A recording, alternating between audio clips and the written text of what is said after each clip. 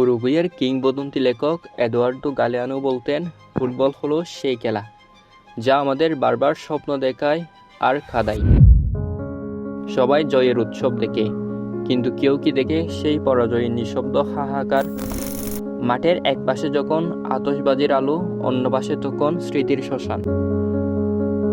ট্রফিটা কেবল একজনের হয়, আর বাকি সবার ভাগে জুটে এক জনমের দীর্ঘশ্বাস। মাত্র 1 সেকেন্ড, 1 ইঞ্চির ভুল, আর তাতে বদলে যায় ইতিহাস। কেউ হয় অমর, আর কেউ আজীবন বয়ে বেড়ায় এক বিষণ্ণ গ্লানি। 4 বছরের সাধনা ধুলোয় মিশে যেতে লাগে মাত্র একটি মুহূর্ত।